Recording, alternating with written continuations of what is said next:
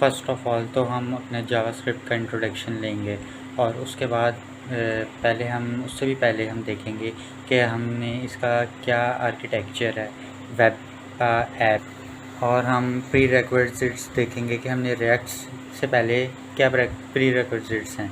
इसमें जावास्क्रिप्ट है, CSS है, कहाँ तक HTML यूज़ होती है। फिर उसके बाद हम at the and react native पे जाएंगे और अपनी जो है क्रॉस प्लेटफॉर्म ऐप डेवलपमेंट को कंप्लीट करेंगे। तो stay tuned and join me for learning new things. Hello friends, आज हम अपना पूरा प्रपोजल बनाएंगे कि हमने कहाँ से कहाँ तक इस कोर्स को लेके चलना है। हमने front end development complete cover करनी है, हमने अपनी बेसिक्स देखनी है, HTML, CSS, then JavaScript and then React JS and then हमारा फाइनल गोल है रिएक्ट नेटिव। हम अभी से अपना गोल सेलेक्ट करके चलेंगे जिसमें हमने देखना है कि हमने कहाँ तक क्या करना है। तो हमने स्टेप बाय स्टेप चलना है। पहले हमने अपने स्ट्रक्चर बिल्ड करना है, फिर हमने उसकी स्टाइलिंग करनी है, फिर हमने उसको फंक्शनैलिटीज़ देनी है, फिर हमने उसके बाद उसमें लाइब्रेरीज़ और फ्रेमवर्क्स का यूज़ करना है। अब हमारा गोल यही है कि हम स्टार्ट करें बेसिक HTML से, हमें क्या क्या चाहिए, क्या क्या चीज़ें उसमें हमने सीखनी है। तो हम स्टार्ट करते हैं पहले बेसिक HTML के स्ट्रक्चर से, प्रीरेक्विजिट्स देखते हैं। पहले तो हम ले रहे हैं कि जी वेब डेवलपमेंट क्या है। वेब डेवलपमेंट जो हम स्टार्ट करते हैं उसमें फ्रंट एंड बैक एंड दो चीज़ें हैं, उसका ज़ाहिर सामने नज़र आने वाला हिस्सा और उसके पीछे उसकी फंक्शनैलिटीज़, जहाँ से सर्वर साइड भी कह सकते हैं और एक क्लाइंट साइड है। आप ब्राउज़र से इंटरेक्ट करते हैं, आप ब्राउज़र को फ्रंट एंड के तौर पे यूज़ करते हैं। उसके बैक एंड पे जो आप फैच करते हैं डाटा, जो आप तक आ रही होती है कोई चीज़, वो सर्वर से आ रही होती है, वो आप देख नहीं सकते। ठीक है, अब इसमें हम मोस्ट इम्पॉर्टेंट चीज़ जो देखेंगे, लर्न द बेसिक HTML। अब HTML hyper text markup language, ये हमारा स्ट्रक्चर है, इंसान का स्केलेटन है। इसी तरह ही एक वेब का HTML होता है, यानी उसका स्ट्रक्चर होता है। अब उसमें कुछ चीज़ें हैं, बेसिक्स हैं, एमिट्स हैं, हम फॉर्म्स यूज़ करेंगे, सिमेंटिक HTML, SEO बेसिक्स, हम स्पेशल SEO कैसे यूज़ कर सकते हैं अपनी HTML के अंदर ही इनके टैग्स यूज़ करके, ये हम वन बाय वन हर चीज़ को देखेंगे।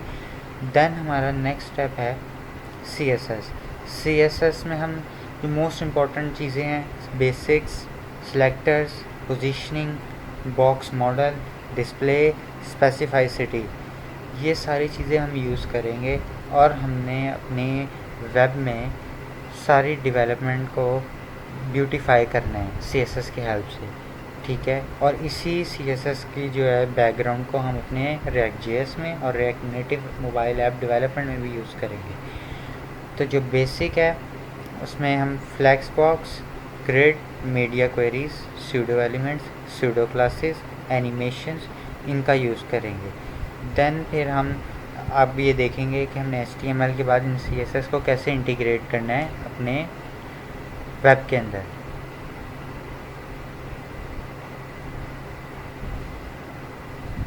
देन उसके बाद हमने अपनी एनिमेशंस देख ली, उसके बाद हम जावास्क्रिप्ट के ऊपर आएंगे। जावास्क्रिप्ट में जो जो चीज़ें हमें सिर्फ रिक्वायर हैं अपनी फ्रंट एंड को कवर करने के लिए, हम उतना ही करेंगे। हम इस डिटेल में नहीं जाएंगे कि हम 90% जावास्क्रिप्ट कवर करके रिएक्ट के ऊपर जाएंगे, कि बेस्ट प्रैक्टिसेस यही है कि हम सिर्फ उतनी चीज़ों को कवर करें जिसकी हमें फ़र्स्ट टाइम नीड है।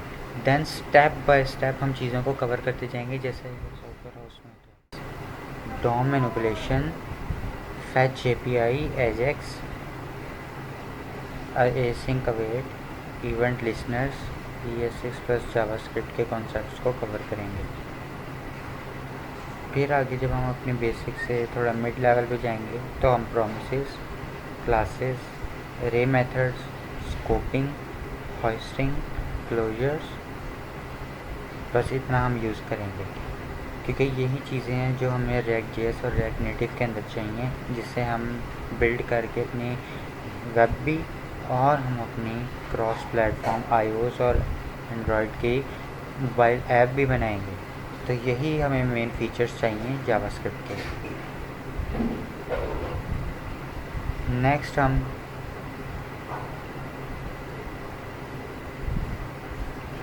नेक्स्ट हम कुछ CSS के फ्रेमवर्क, हम कस्टम CSS भी यूज़ करेंगे और कुछ हम फ्रेमवर्क्स यूज़ करेंगे जिससे हमें ज़्यादा जो है CSS के ऊपर फोकस ना करना पड़े, वो बाय डिफ़ॉल्ट हमें मिल जाए। मेन फोकस हम अपना Bootstrap, Tailwind CSS, Materialize, Bulma, Semantic UI और फाउंडेशन, इसमें जो हम मेजर यूज़ करेंगे वो हम बूटस्ट्रैप, टेलविंड, मटेरियलाइज और सिमेंटिक UI यूज़ करेंगे, जो कि हमें बिल्ट इन CSS प्रोवाइड करेगा। हम उसके बाद learn CSS pre processor, mostly sauce and SCCS, ये दो हमारे पास जो हैं प्री प्रोसेसर्स हैं। प्री प्रोसेसर्स हम आगे डिस्कस करेंगे अगले लेक्चर्स के अंदर, जब हम स्टाइलिंग के ऊपर आएंगे तो फिर उसमें हम देखेंगे कि हमने इसको कैसे स्टाइलिंग इसके साथ करनी है। फिर उसके बाद हम कुछ एडवांस चीज़ें कवर करेंगे, जैसे collaboration tools, version control system, GitHub.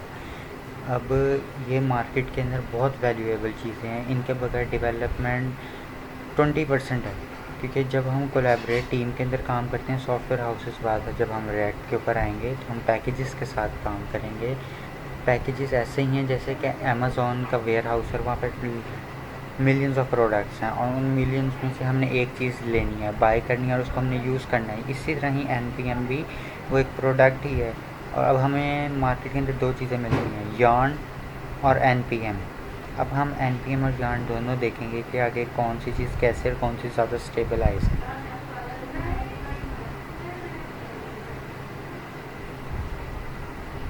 और हम फिर AP का जावास्क्रिप्ट फ्रेमवर्क लाइब्रेरी। अब हमारे पास जो मोस्टली यूज़ हैं वो React, Vue, Angular, Svelte, Meteor, Remix हैं।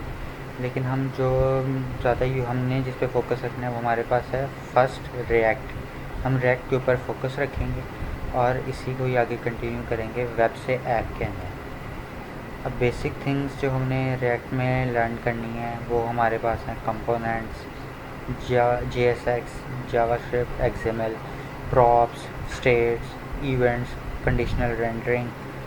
फिर जो इम्पोर्टेंट टॉपिक्स आते हैं रिएक्ट के अंदर, हुक्स, सबसे जो ES6 का फीचर है जावास्क्रिप्ट की, use state, use effect, use ref, use context, use reducer, use memo, use call back. फिर हम उसके बाद कुछ UI फ्रेमवर्क जो रिएक्ट के अंदर स्पेशली बहुत ज़्यादा इन डिमांड है आजकल इंडस्ट्री में, तो material UI, Ant Design, Chakra UI, React Bootstrap, Rebass, Blueprint, Semantic UI React. इनको भी हम 1 बाय 1 देखेंगे, जो इनमें से हमें नीड होगी हम वो यूज़ कर लेंगे। उसके बाद हमें जो चीज़ें रिएक्ट पैकेजेस की चाहिए, react router, react query, Axios, react book form, style component, story book, formal motion, ये हम जब हमें जिस चीज़ की रिक्वायरमेंट होगी हम उस टाइम उसको यूज़ करेंगे, उसको डिटेल में देखेंगे। फिर जो है स्टेट मैनेजमेंट, एक एक्सटर्नल डेटाबेस होती थी, अब रिएक्ट हमें प्रोवाइड कर रहा है कि इंटरनल स्टेट मैनेज कैसे आपने करनी है, ठीक है, जिसे आप डाटा स्ट्रक्चर के अंदर, डाटा स्ट्रक्चर में हम यूज़ करते थे इनहेरिटेंस, इसी तरह ही इनहेरिटेंस हमें प्रोवाइड करिए Redux, MobX, book state, Recoil, Akita, लेकिन मैक्सिमम जो यूज़ होती है वो रिडक्स है। इसकी दूसरी एक फॉर्म है कॉन्टेक्स्ट API, वो भी हम देखेंगे आगे। रिएक्ट के बाद हमें रिएक्ट का एक और फ्रेमवर्क लाइब्रेरी हमें मिलती हैं, Next.js, Gatsby, TypeScript, React Native. अब इसमें हम अगर Next.js पे जाते हैं तो वेब ही आगे कंटिन्यू होगी, गेट्स बाय भी, टाइपस्क्रिप्ट में हम यूज़ कर सकते हैं रिएक्ट के अंदर भी, रिएक्ट नेटिव के अंदर भी टाइप स्क्रिप्टिंग के लिए। रिएक्ट नेटिव हमारी क्रॉस प्लेटफॉर्म मोबाइल ऐप है और हम अपनी रिएक्ट नेटिव के ऊपर ही फर्स्ट मूव करेंगे React.js सीखने के बाद। बाकी ये Next.js की चीज़ें ये हम इसको अभी नहीं देखेंगे, हम इसको बाद में देखेंगे। और कुछ टेस्टिंग टेक्निक्स हैं कि वेब बनने के बाद क्या टेस्टिंग की टेक्निक्स हम यूज़ करते हैं, और फिर हम डिप्लॉय कर देंगे फ्री में नेटलीफाई, रिवर्सल, फायरबेस, गिटहब पे कर सकते हैं, हेरोको पे। तो वो अब हम एंड पे देखेंगे कि हमने किस चीज़ को फॉलो करना है। तो आज के लिए इतना ही। अभी फ़िलहाल हमने इसका इंट्रोडक्शन किया, अब हम नेक्स्ट लेक्चर से अपने कोर्स को स्टार्ट करेंगे प्रॉपर मैनर्स में। तो thank you for watching the video, kindly subscribe my channel and like my video. Take care, bye.